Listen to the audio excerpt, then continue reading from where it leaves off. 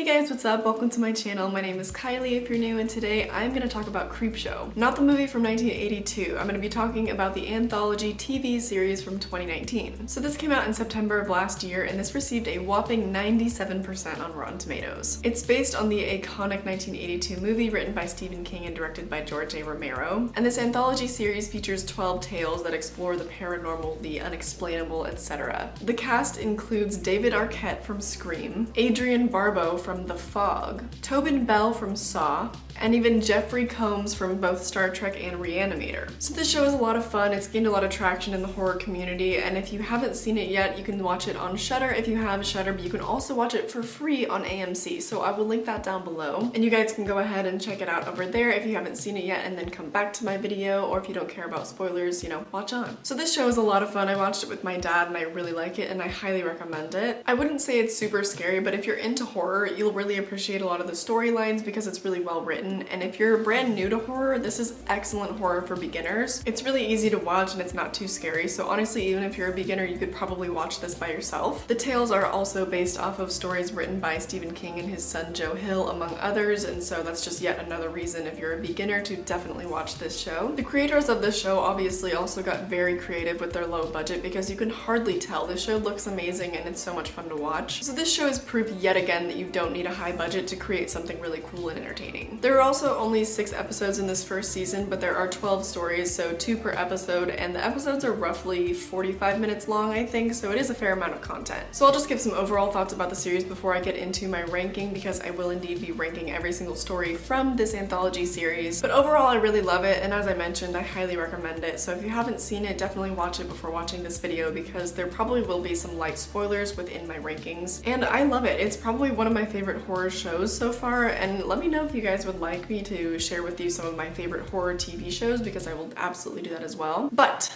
let's get into my rankings. So for my rankings, I am going to be starting with my least favorite and then ending with my most favorite, as I do. And there were only 2 stories in this entire series that I didn't really like, so I'm going to start off with those. But my number 12 is By the Silver Water of Champlain. In this episode, Rose believes she has found Champ, the legendary monster of Lake Champlain, but the real monster may still be out there. So the storyline is pretty unoriginal. I want to venture a guess and say that this was not one of the ones that Stephen King or Joe Hill wrote, but I'm not really sure. But what made this my least favorite story out of all of them is the fact that the acting was so bad. Like, I'm really sorry, but the actress that played Rose,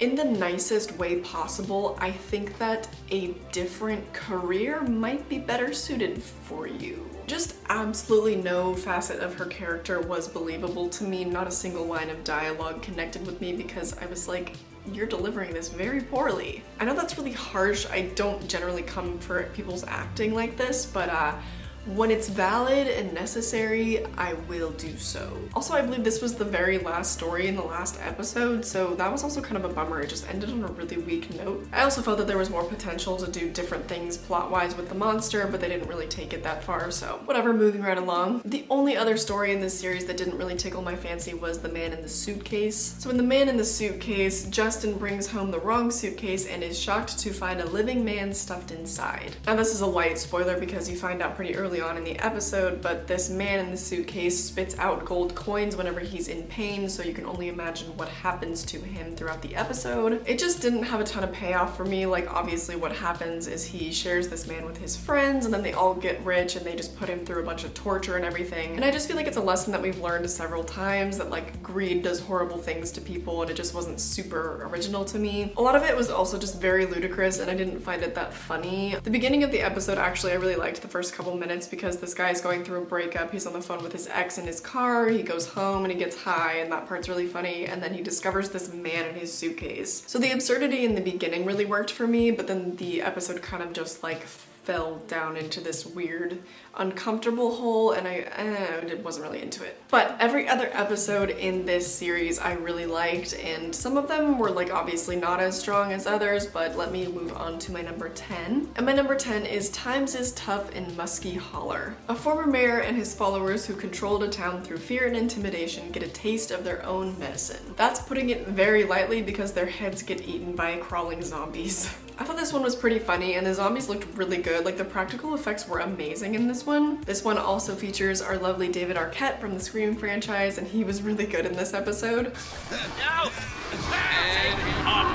Like parts of it were really cheesy and some of his dialogue was really absurd, but it was good. It fit the moment and he did a really good job. This also definitely made some social commentary kind of about what's been going on in the world and like the leader of our country and whatever. I'm not gonna get into it, but I thought that it was like accurate and well done. But one of the reasons, like maybe the only reason why this was on my number 10 spot and not higher is because it was so short, but that was because it was coupled with the monkey paw episode, which was very long. So had it been longer, they would have had to detract from the plot of the monkey paw episode, and I wouldn't want that, so it's fine. My number 9 episode is The Companion. In The Companion, Harry stumbles upon an old scarecrow and accidentally brings it to life and learns the story behind it. This is the one where I feel like we're starting to get into some really good episodes here. The main plot of the little boy and his brother trying to bully him and whatever it's kind of whatever. I wasn't super into it. It kind of reminded me of It a little bit. The older brother definitely reminded me a lot of Henry Bowers. But what I really liked is the subplot and the story behind the scarecrow because it's just so weird. This guy's wife died, and rather than just coping with it, he brought a scarecrow to life. It's just very weird and very original, so good episode. My number 8 on this list is Bad Wolf Down. This episode takes place in World War II when a platoon of American soldiers find something far more sinister than war behind enemy lines. I'm not really into war stories, but this one actually was effective for me and I liked the plot. The special effects in this episode were really great, almost because there was a lack of them, and let me explain. The werewolf scene in this episode was literally amazing. So they utilized the comic effects and like flipping comic book pages to insinuate that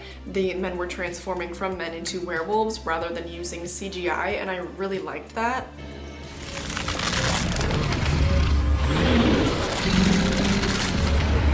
It's so creative using the comic pages as a transition method because rather than spending a lot of time and money on like CGI and stuff, it was really quick and they just used this super cool transition. You also get to see a lot of Nazis get demolished by werewolves, which you love to see it.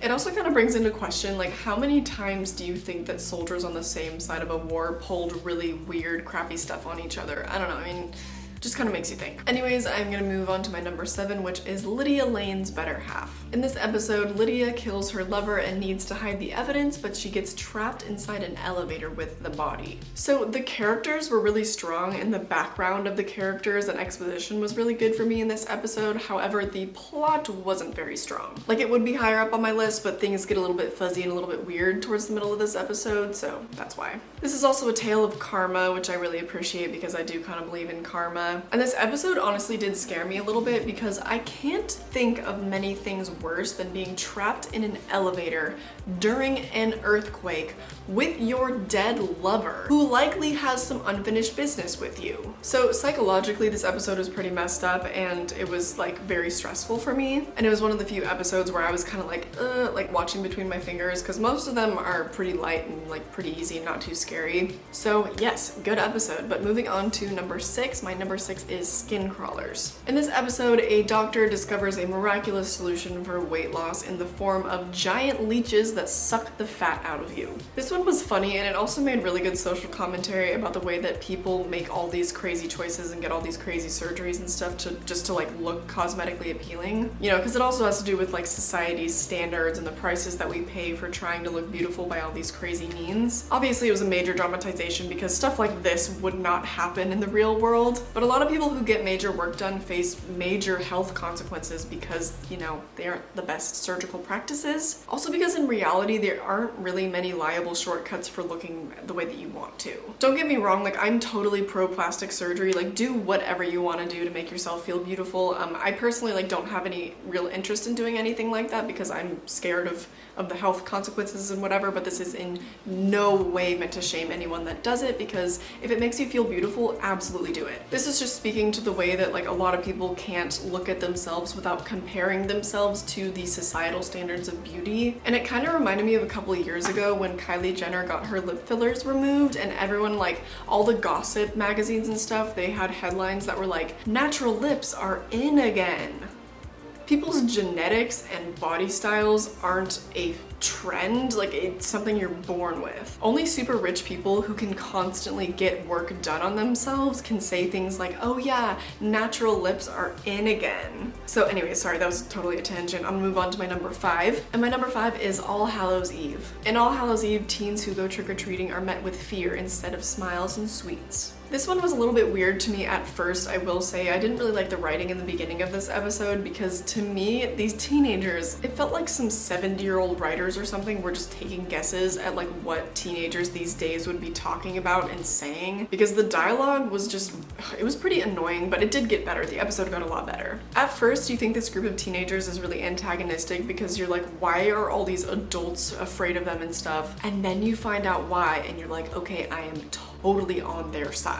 So that being said, once you start to identify with these sort of homicidal teenagers, you get on board with their mode of revenge. So I like that when you think one thing about a certain group of characters, whatever, and then there's a total plot twist because I'm a big fan of plot twists. But this episode also had me feeling some type of way with this main character and his little brother, and like in the end of the episode when they had to say goodbye and enter their final resting period, you know, it was, I honestly, like, I think I remember I teared up a little bit. I don't remember, but it kind of had me in my feels. So I mean, not only was the story good in this one, it was also kind of touching. But I'm gonna move on to my number 4. My number 4 is The Finger. Complete tonal shift from All Hallows Eve. In this episode, a man with a passion for found objects finds a growing finger that turns into a little monster that kills annoying people for him. This one was just hilarious and it was a really nice comedic break from the other more serious episodes. Bob was also a very intriguing and very original monster, which I appreciated. I've never known a monster to be a very chill little pet that watches daytime soaps and eats popcorn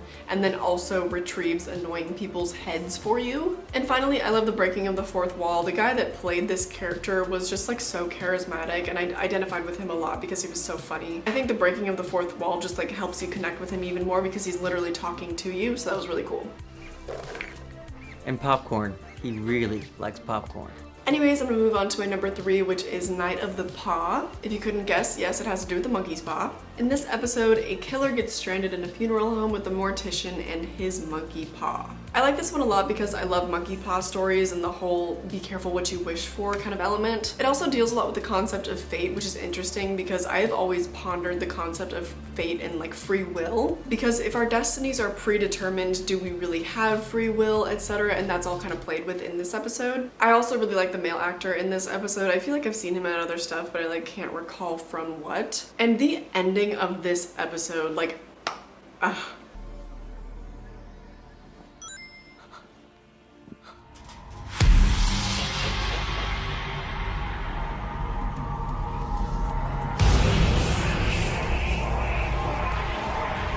this was another episode that actually kind of scared me a little bit. I wasn't really prepared for that ending, even though all the anticipation and everything that was happening with the story was indeed building up to such a moment, but I still wasn't expecting everything that happened. Overall, just really well done, and I really like the story. It was also definitely the longest story out of all of them, and I like that because it definitely gave us more time and it did the story justice. Okay, finally getting into my top 2, and my number 2 is The House of the Head. In The House of the Head, a severed toy head appears in a girl's doll house and starts murdering. So somehow the plot of this episode was really quite frightening to me, even though most of the events, actually like all of the events, took place within a dollhouse and all the stuff was happening to dolls.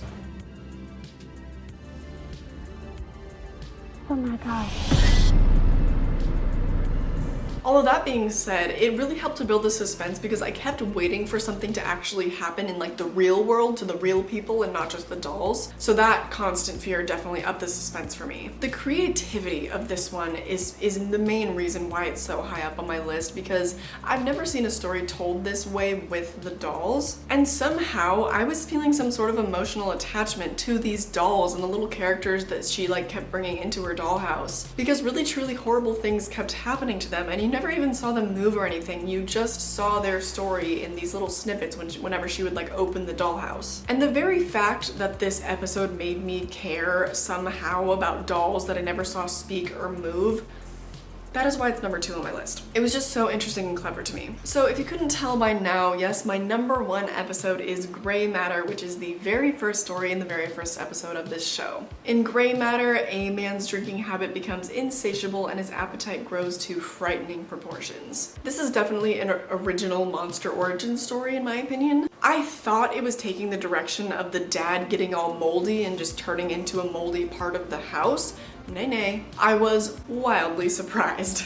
I feel like it's hard to have an original monster origin story these days, but this was certainly very original. I've never seen a monster that craves beer, but also maybe that was supposed to be sort of a metaphorical representation of abusive and alcoholic fathers or something, I don't know. It also speaks to abusive parent-child relationships and the way that children still love their abusive parents regardless of what they do to them and what they do to others, and like the lengths that they will still go to for their parents. It's very interesting, and it was definitely more of a psychological episode as well. This episode actually did indeed scare me. I was quite scared during this episode, and it was an amazing way to kick off the series. It is a little bit of a bummer because everything kind of went downhill from there for me. I mean, not completely obviously, like I really love a lot of the other episodes, and I totally understand why you'd want your first episode to have the 2 best stories. I just wish that they hadn't ended the series with the worst episode, because, you know, that being said, it definitely did gradually kind of go downhill for me a little bit, but it's whatever. I mean, every episode definitely has some redeeming quality or another, and I really loved this series, and it got rated a 97%, so obviously a lot of people agree. But I think I'm gonna wrap it up here. Thank you for watching this video. I hope that you guys comment down below your opinions, and if you want to comment down below your rankings as well, have at it. I would love to see the way that you guys rank all these stories as well. But if you're new to my channel, I post 3 days a week, every Monday, Wednesday, and Friday, and I have a vlog channel where I post once a week as well, so 4 videos a week. That's a lot of content, baby. Also, definitely check out my Halloween series and my Friday the 13th series. Those are both ongoing right now as well. You can follow me on social media. I'll throw up my Instagram and my Twitter here. Yup, go crazy, go stupid, say what's up, say hello. I hope that you enjoyed this video, and I hope I catch you in the next one. Bye!